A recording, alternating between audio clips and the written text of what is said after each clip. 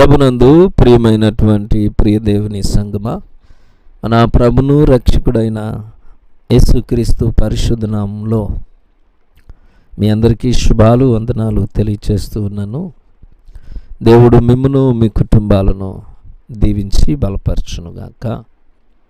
ఈరోజు ప్రభునందు ప్రియులరా, మనము దేవుని యొక్క చిత్తానుకూలమైనటువంటి ఒక ప్రత్యేకమైన మాటను ధ్యానం చేసుకుందాం.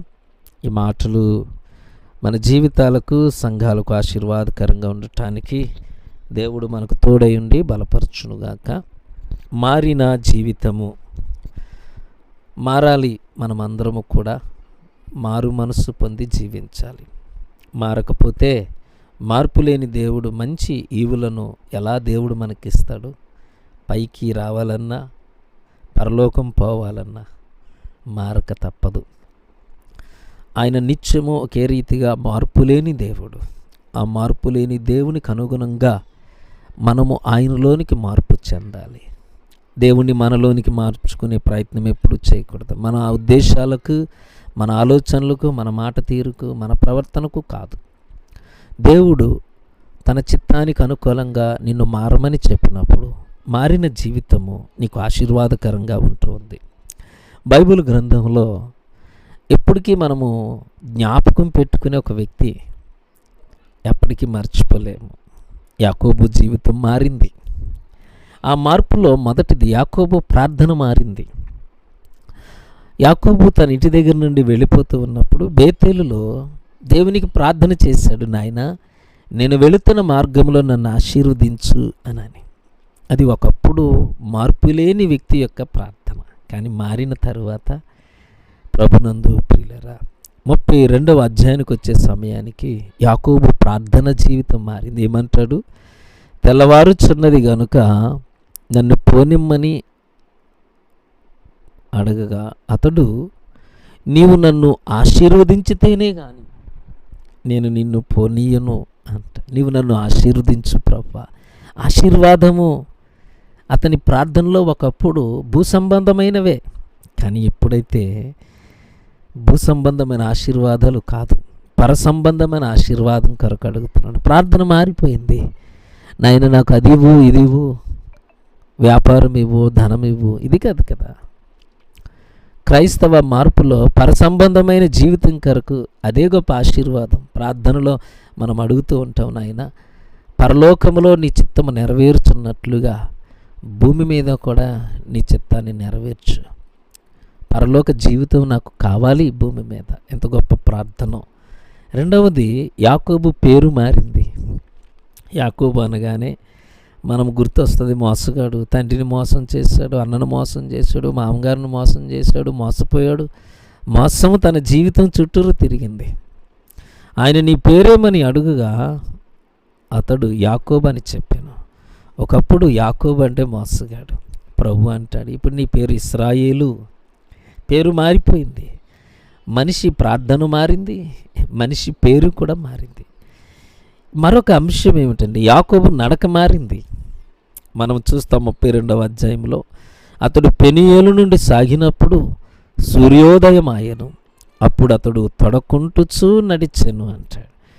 కుంటుతూ నడవటం అతనికి అస్తమానము, అతని బలహీనతలు దేవుని కృపను జ్ఞప్తికి తెస్తూ ఉంది. ప్రభునందు కుంటుతూ ఉన్నప్పుడల్లా కూడా ఎందుకు ఇలా జరిగింది? నడక మారిపోతుంది. ఒకప్పుడు నడిచిన నడక ఇప్పుడు లేదు. ఇప్పుడు ఆయన నడిచే జీవితం వేరు. ప్రభునందు ప్రియులరా, ఒక వచనాన్ని మనం చదువుకుందాం.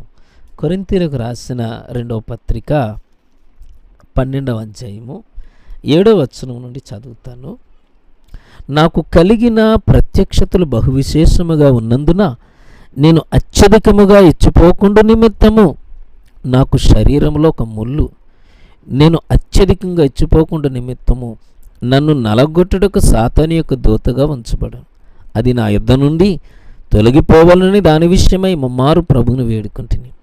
అందుకు నా కృప నీకు చాలును, బలహీనత యందు నా శక్తి పరిపూర్ణమగుచున్నదని ఆయన నాతో చెప్పాను. కాగా క్రీస్తు శక్తి నా మీద నిలిచిండుట నిమిత్తము విశేషముగా నా బలహీనత ఎందే బహుగా సంతోషముగా అతిశయపడుదును.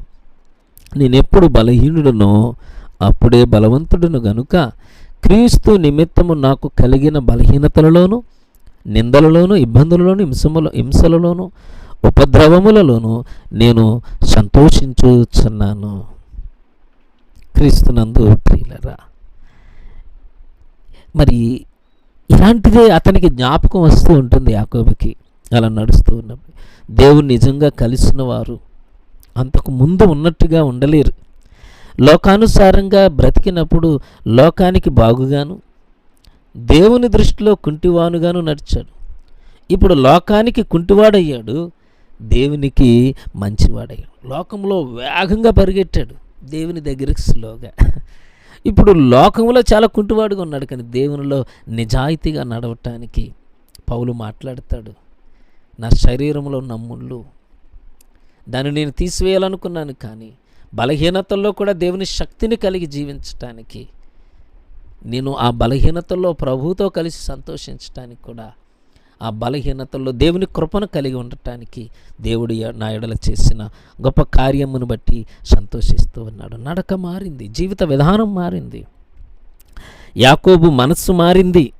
4వది 33వ అధ్యాయములో 3వ వచనం, తాను వారి ముందర వెళ్ళుచు తన సహోదరుని సమీపించు వరకు 7 మారులు నేలను సాగిలపడెను. తను ఉన్న ఆస్తిని, కుటుంబాన్ని, కుమారులను, భార్యలను అందరినీ వెనక పెట్టుకుని ముందు నడుస్తూ మరి యాషా వస్తూ ఉన్నప్పుడు 7 మారులు సాష్టాంగ నమస్కారం చేస్తూ ఎదురు వెళుతూ ఉన్నాడు. ప్రభునందు ప్రియులారా, ఇదే యాకోబు ఒకప్పుడు అన్నను మోసం చేసి తన సహోదరుని చావు దెబ్బ కొట్టినప్పుడు పారిపోయాడు. ఇప్పుడైతే సాగిల పడుతూ ఉన్నాడట. యాకోబు మనస్సు మారింది. దీనత్వమే దైవిక ఉద్దేశము. దీనత్వము ఒక దేవునికి ఒక ప్రాముఖ్యమైనటువంటి స్థితి. ప్రభునందు ప్రియులరా, మనము ఒక మాటను జ్ఞాపకం చేసుకుందాం. ఒక బండి చక్రం తిరగటానికి దానికి ఇరుసు అనేది ఒకటి పెడతారు. అలాగే ఒక మనిషి జీవితము దేవునిలో చక్కగా ఉండటానికి దీనత్వం అనేటువంటిది చాలా ప్రాముఖ్యం. యాకోబు మనస్సు ఆ రీతిగా మార్పు చెందింది. ఇక 5వది, యాకోబు మాట మారింది. యాకోబు మాట మారింది. ఆదికాండం 33వ అధ్యాయం 5వ వచనం, యాషావు కన్నులెత్తి ఆ స్త్రీలను పిల్లలను చూచి, వీరు నీకేమి కావాలనని అడిగినందుకు, యాషావు అడుగుతూ ఉన్నాడు యాకోబును. యాషావు కన్నులెత్తి ఆ స్త్రీలను, అంటే యాకోబు యొక్క భార్యలను పిల్లలను చూచి, వీరు నీకేమి కావాలని అడిగినందుకు అతడు, వీరు దేవుడు నీ సేవకునికి దయచేసిన పిల్లలే అని చెప్పాను. మనసు మారితే మాట కూడా మారిపోతుంది. ఇప్పుడు ఏమంటాడు, నీ సేవకుడు అంటూ తను తాను అన్నతో చెప్పుకుంటూ ఉన్నాడు. ఎంత తగ్గింపు! ప్రభునందు ప్రియులారా, మాట మారింది, మాట మంచిదయింది. మాట మంచిదే కదా, సహవాసాన్ని సమాధానాన్ని కలుగు చేస్తుంది. ఉద్రేకంతో కూడిన మాటలు మనుషులను రెచ్చగొట్టే మాటలు కాదు. ప్రభునందు ప్రియులారా, మరి దేవుని యొక్క దైవత్వంతో కూడిన మాటలు, మృదువైన మాట దేవుని యొక్క మార్పు చెందిన మనుషుల్లోనే చూస్తాం. అది ఇంకా 6వది, చూపు మారింది. ఎవరిది? యాకోబుది. ఆదికాండం 33వ అధ్యాయంలో, అప్పుడు యాకోబు, అట్లు కాదు, నీ కటాక్షము నా మీదనున్న యెడల చిత్తగించి నా చేత ఈ కానుక పుచ్చుకొనుము. దేవుని ముఖము చూచినట్లు నీ ముఖము చూచితిని, నీ కటాక్షము నా మీద వచ్చినది కదా. ఎంత చక్కటి దర్శనముతో కూడిన దృశ్యము.